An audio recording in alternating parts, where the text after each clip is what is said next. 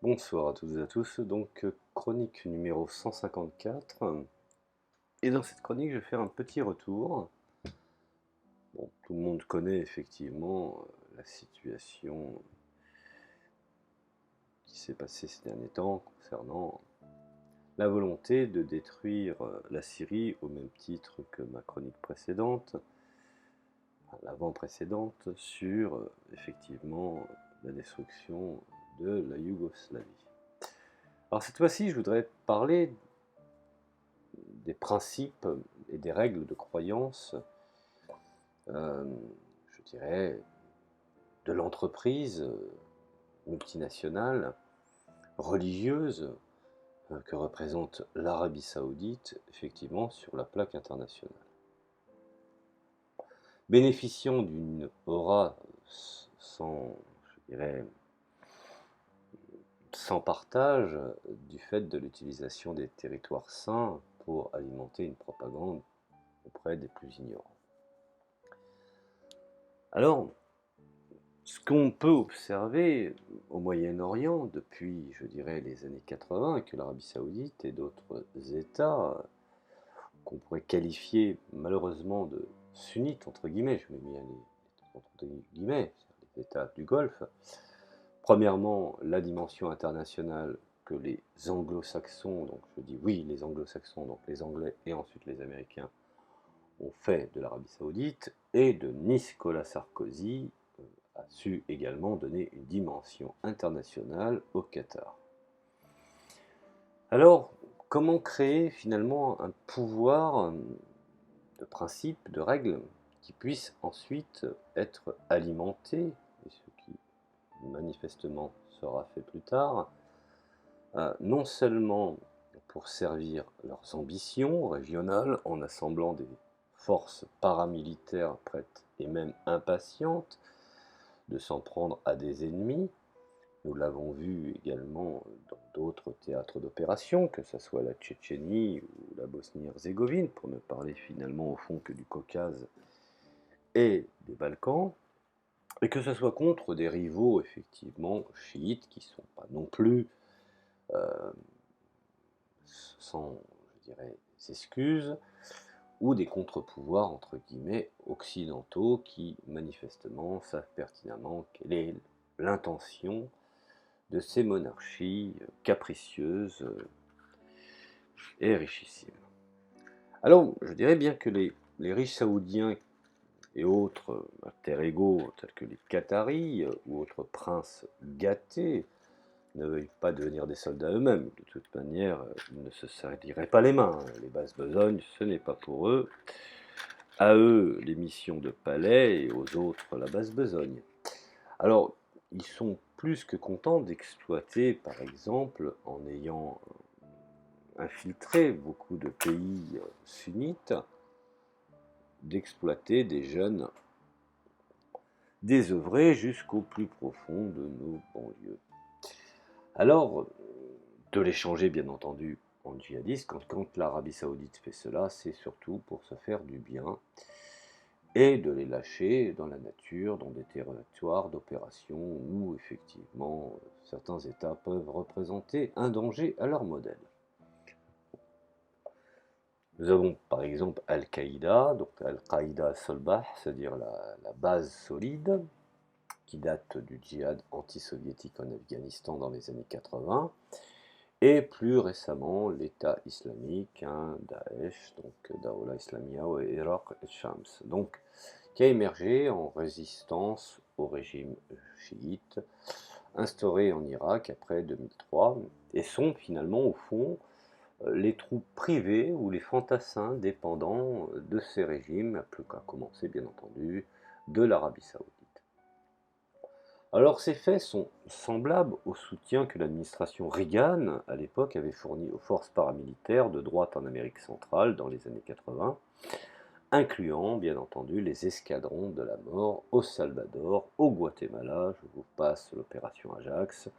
ainsi que les contrats au Nicaragua, proche des cartels de drogue, contre le colonel Noriega. Alors ces extrémistes étaient prêts à faire le sale boulot que la CIA, dirais, de Reagan considéré nécessaire pour inverser le flot des révolutions de gauche dans la région, mais de façon suffisamment indirecte pour que, n'ayons pas peur de le dire, Washington ne puisse pas être directement tenu pour responsable des massacres, bien entendu. C'est une des raisons pourquoi également chantage exécuté ou effectué en direction de l'ONU, chantage au crédit, si effectivement le TPI pouvait à un moment donné amener des responsables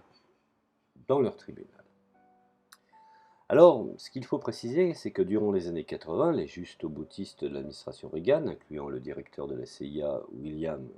Casey, virent l'intérêt d'utiliser, constaté qu'il était intéressant d'utiliser l'extrémisme islamique pour saper l'Union soviétique et sa position officielle, entre guillemets, de rival, en ayant bien entendu conscience d'utiliser la croyance et la religion pour asseoir son propre pouvoir. La CIA et les Saoudiens travaillèrent, souvenez-vous, main dans la main à la construction des moudjahidines afghans, par le biais également de l'ISI, donc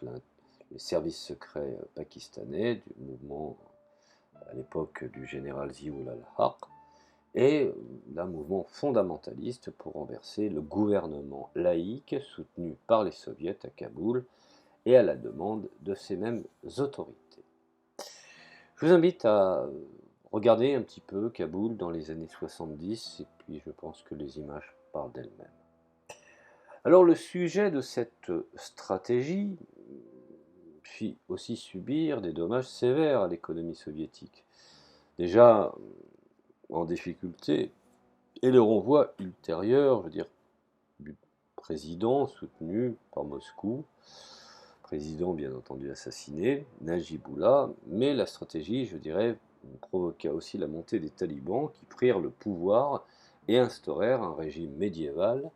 et Al-Qaïda qui évolua bien entendu à partir des combattants saoudiens et d'autres nations étrangères, incluant sans oublier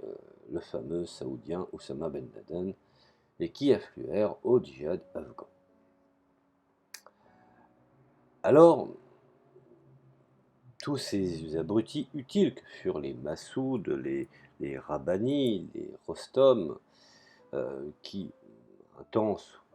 furent financés par les Américains,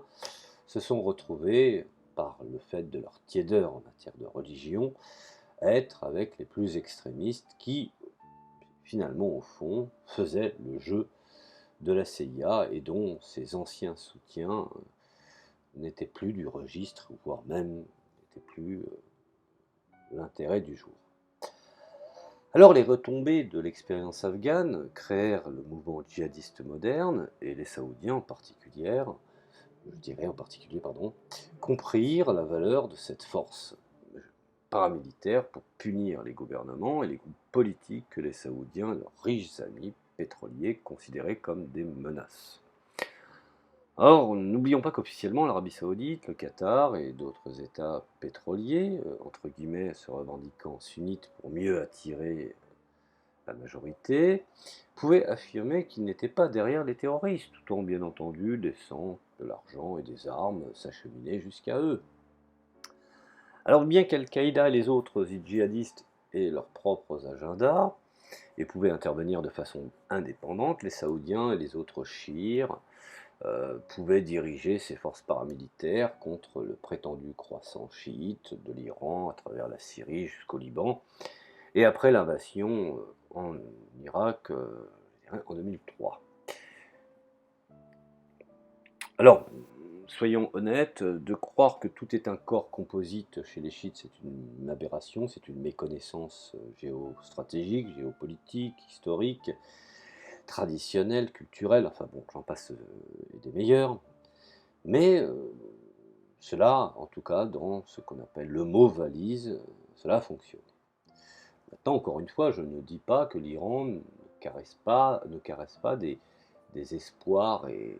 des objectifs de faire comme l'Arabie Saoudite de son côté. Toujours est-il, je parle d'une façon factuelle et réelle, que tout comme les sunnites ne sont pas tous alliés à l'Arabie Saoudite, bien au contraire, tout comme les chiites ne sont pas tous alliés à l'Iran. Ceci étant, il faut le préciser. Alors parfois, pour revenir à ce qui nous importe, les djihadistes se montraient utiles pour les États-Unis. Donc, souvenez-vous du conflit de certains extrémistes sunnites passés chez Daesh au Liban et qui avaient besoin de rivaliser avec le Hezbollah en essayant de recréer une amorce de guerre civile, ce que effectivement le peuple libanais ne voulait plus entendre. Alors, tout cela a concouru effectivement sur des frontières, je dirais, factuelles, se battant contre le changement de régime en Syrie, collaborant, je dirais, en 2011 au renvoi et au meurtre, bien entendu, du colonel Muammar Kadhafi, dont l'imam des frères musulmans Al-Qardawi lui-même ne s'est pas caché je dirais des appels au meurtre en direction de Shir al-Bouti, également de Bachar al-Assad et de Muammar al-Kadhafi. Bon. Alors, d'une façon factuelle, jusqu'à joindre leurs forces au gouvernement ukrainien, car aussi nous retrouvons certains membres d'Al-Qaïda dans certaines, je dirais, katibas, entre guillemets, certains groupes de Pravi Sector, du centre droit, combattant effectivement les, je dirais, républiques autoproclamées du Donbass et de Lugansk. Bien entendu, tout cela sous une considération d'assassiner, voire de se débarrasser d'Ukrainiens d'ethnie russe, nostalgique effectivement d'une certaine conception ethno-sociale de l'Union soviétique à l'est de l'Ukraine. Alors, je voudrais dire une chose, c'est que finalement, au fond, rien n'a changé. La seule explication que nous pouvons aujourd'hui constater à l'heure actuelle, c'est effectivement la problématique, je dirais, de geler ou d'essayer de faire en sorte d'avoir des opportunités sur fond électoral, puisque nous sommes dans l'électoralisme de communication, de posture aux États-Unis, où effectivement des propositions sont de plus en plus faites en direction effectivement des agissements des Saoudiens et je dirais certains pensent d'imposer effectivement des sanctions économiques sévères à l'Arabie Saoudite, surtout pour ce qu'il en est du Yémen, afin de punir pour l'aide régulière qu'elle a fournie à Al-Qaïda et également à l'État islamique, car aujourd'hui beaucoup d'informations et de dossiers sortent et sont extrêmement révélateurs quand on voit que ces gens ont été, je dirais, à la source financière de toutes ces horreurs. Alors geler ou confisquer des comptes bancaires saoudiens à l'échelle mondiale pourrait enfin, je dirais, faire comprendre aux princes gâtés, pourris gâtés de ces pays pétroliers du Golfe Persique qu'il y a à un moment donné un réel prix à payer. Il faut en fait passer à la caisse lorsque l'on fricote effectivement avec le terrorisme. Telle action envers l'Arabie Saoudite enverrait finalement au fond le message aux États de la région, donc les États frères, pour qu'ils pourraient, je dirais, être effectivement les prochains sur la liste à être épinglés. Alors qui peut organiser aujourd'hui ces pressions? Certainement pas l'OTAN, puisque l'OTAN est extrêmement complice.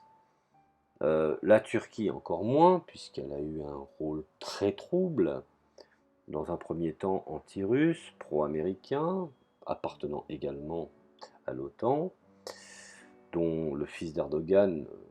fit du trafic avec Daesh sur le pétrole. Ensuite, le président se voyait contraint à perdre le pouvoir. Souvenez-vous, la, la situation de crise, de coup d'État, et dont la fuite d'Erdogan a fait que finalement il s'est rapproché contre ceux-là même qu'il combattait. Bon, la Turquie n'en est pas à son premier coup d'éclat en matière de changement de veste. Malheureusement, c'est comme ça. Alors, si l'Occident se décidait enfin à prendre les choses au sérieux en ce qui concerne l'arrêt de l'aide financière et militaire à Al-Qaïda, également à l'État islamique, même s'il ne demeure plus physiquement à Raqqa, donc à Raqqa, il existe encore éparpillé à travers une multitude d'individus, et leurs alliés, bien entendu, djihadistes de la Syrie, ce qu'on a osé appeler l'armée de Syrie libre, qui n'était qu'en fait contre que Al-Qaïda, en la qualité de Jabhat al-Nusra, ce qu'on a honteusement essayé de faire croire comme étant l'opposition syrienne modérée. Enfin, peu importe ce qu'il en reste, pour qu'elle parvienne finalement à un compromis, une solution politique qui pourrait être envisageable également. En tout cas, toujours est-il, Bachar al-Assad a triomphé, qu'on le veuille, qu'on ne le veuille pas, qu'on soit content ou pas content. Il est heureux que cet État stable est resté encore debout. Et quant à ceux qui disent qu'il faudrait le chasser, et qui sont issus d'un État qui a connu, ce qui est mon cas, connu le terrorisme, l'Algérie par exemple, avec 200 000 morts pour absolument rien, si ce n'est d'avoir détruit des humains pour rien du tout, je voudrais leur dire que on ne peut pas solliciter chez les autres ce qu'on a vécu chez soi. Alors, bien entendu, à l'heure actuelle, le plus gros obstacle à un accord politique semble être, bien entendu, les États-Unis et leur volonté insistante pour que, effectivement, aucun accord ne soit fait avec la Syrie de Bachar al-Assad. Bien entendu, la seule explication que nous pouvons constater aujourd'hui à l'entêtement des USA, et je dirais même les néoconservateurs, ainsi que les faucons libéraux, ont fait du changement du régime en Syrie une priorité si importante dans leur agenda qu'ils ont perdu finalement la face à Bachar al-Assad, dont effectivement, en finançant des forces complètement déstructurées et irresponsables, ils pouvaient déstabiliser absolument toute la région. Cependant, je dirais que l'avenir de la civilisation occidentale étant dans la balance, un comportement aussi borné semble, je dirais, non seulement inefficace, mais très dangereux avec un effet boomerang. Alors, en comprenant comment ce désordre a été créé, nous avons aujourd'hui des intellectuels et des politiciens américains qui sont conscients effectivement ce pourquoi les États-Unis sont autant détestés et que finalement, au fond, il faudrait qu'il y ait ce qu'on appelle un nouveau spectre politique qui permettrait finalement d'adoucir et de garantir aux États-Unis une nouvelle, je dirais, pratique politique en recentrant et en mettant au centre l'individu. Je sais que c'est un vœu pieux, je dirais, encore aujourd'hui, mais je pense qu'à long terme, avec la situation telle qu'elle se définit, les enjeux sont très élevés déjà d'une part pour ce que j'appelle pour l'avenir de la planète, et peut-être que pour sauver notre civilisation occidentale, cela vaut le risque de faire face effectivement à je dirais, à une crise de colère contre les néoconservateurs, les libéraux et les faucons, je dirais, de tous bords, qu'ils soient français, anglais, américains et même saoudiens. Donc voilà, c'était une petite réflexion sur l'Arabie saoudite, sur son rôle, sur, je dirais, sa présence. Et ce n'est pas le changement d'un roi qui a changé sa politique, mais bien entendu une nouvelle façon encore de nous endormir et de nous faire croire que finalement rien de nouveau sous le soleil. Voilà, je vous remercie de m'avoir écouté, je vous dis à la prochaine chronique.